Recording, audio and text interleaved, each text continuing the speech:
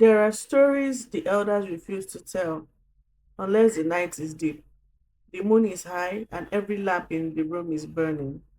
Stories about people who didn't just live, but shifted the direction of entire bloodlines. People whose quiet choices, ones they never bragged about, never questioned, became the unseen threads that held whole generations together. One such story is about a farmer's wife. They say 8 mysterious blessings followed her everywhere she went. But they also say these blessings didn't start as blessings. Some of them began as disasters, merciless trials sent to break her. Yet she survived every single one. And in surviving, she changed everything. This is not a story about luck. This is a story about a woman who carried 8 blessings disguised as storms. And if you think you know where this story is going, you don't. Not even close. Before her name became a whisper, people spoke with reverence. She was simply Adora, a farmer's wife living on a quiet stretch of land, tucked behind a line of ancient trees. The land around her was gentle, the kind that rewarded patience. But like every old land, it had a memory, and it was watching her. The first trial arrived without mercy, a drought so severe that the ground cracked open, revealing deep, jagged wounds as if the earth itself were crying out in pain. The village rivers dried to mud, the animals grew thin, the soil refused to obey the hands that worked it. But Adora moved with a quiet determination that unsettled even the elders. Long before the sunrise, she rose, lifted her clay pot, and walked miles, past wilderness shrubs, past abandoned footpaths, until she reached the last stubborn trickle of water in a shrinking stream. Her feet burst into blisters, her legs trembled from exhaustion, her throat burned from the scorching air. But she kept going. She endured the heat, the distance, the loneliness of the empty lands, and the earth took notice. The first blessing settled quietly on her shoulders like an invisible cloak. The drought brought something else, something darker. A neighboring family was starving. While some villagers looked away, Adora saw everything: the hollow eyes of their children, their fading steps, the silent desperation they tried to hide. One evening, she split her last remaining tubers into 2 halves, even though she knew her own family's food would barely last.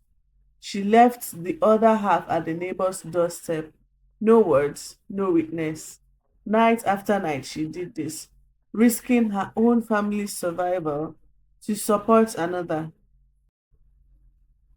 And though she told no one, the universe heard. Her compassion became her second blessing. When the rains finally returned, the village celebrated too soon. The relief lasted only a moment because the sky unleashed storms far angrier than any of the elders had predicted. Thunder cracked like the roar of an ancient beast. Flood waters swept through the farms, carrying away seedlings and drowning goats and chickens. Many villagers lost everything. But months before, in the quiet of her home, Adora had sealed precious seeds in carved gourds using a technique passed down from her grandmother. She raised the barn on stilts, a decision her neighbors laughed at until the water came. What she preserved became the hope of her household. Her wisdom, questioned then, praised later, became her third blessing. Test 4 came in the most unexpected way. One violent storm tore off the roof of her home. The wind hurled straw, wood, and belongings across the ground like scattered memories. Rain soaked everything she owned, even the few treasured items she kept from her childhood. Anyone else would have broken, but Adora did not. At sunrise, she stood barefoot on the cold, wet earth, gathered every broken shard, washed what could be restored, dried what could be saved, and released what was lost. Her resilience was not loud, it was steady, it was deep rooted inside her, and it became her fourth blessing. Her husband fell ill, a fever unlike any sickness the village had seen in years. His breathing turned shallow. His skin burned as if fire lived beneath it. Even the healers, wise, steady men, left with grim expressions.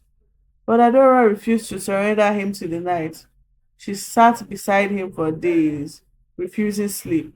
She crushed herbs, cooled his body with wet clothes, and whispered silent prayers into the air, believing the universe was listening. Each night, she placed a small lantern at his bedside, not to light the room, but to hold hope steady. Days later, he opened his eyes. The fever broke. He lived.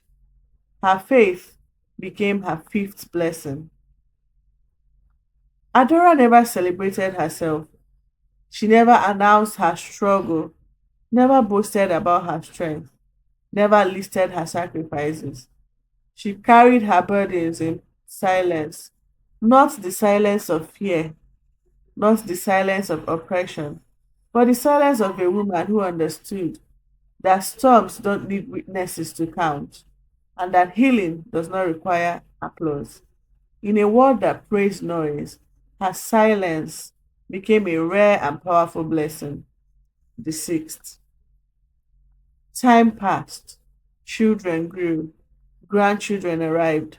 Her hands aged, but her teachings, work before reward, kindness before judgment, patience before panic, took roots in the generations that followed. Her family became respected across the villages, not for their wealth, not for their possessions, but for their character. Her grandchildren learned generosity from her. Her great grandchildren learned resilience from her. Her great great grandchildren inherited her quiet strength. Her legacy became her seventh blessing. But the final blessing, the eighth, was waiting in a place no one expected. Decades after Adora died, the land suffered one of the harshest famines in its history. Crops withered, animals died, families starved, panic swept through the villages. Then one day, Adora's granddaughter, searching desperately through the old barn, found something strange. Hidden inside a wooden chest, beneath layers of cloth and dust, were Adora's ancient gourds, still sealed, still intact, still full of the seeds she stored decades earlier. Seeds preserved through storms, through time, through loss, through generations. Those seeds, Adora's seeds, became the salvation of the entire region. They replanted the fields, they fed starving families, they revived the land. Only then did the villagers realize the eighth blessing was the one Adora never lived to see, the future she prepared without knowing it. Her life had been a series of storms, but every storm had hidden a blessing. Every blessing planted a seed. Every seed grew into something larger than her existence.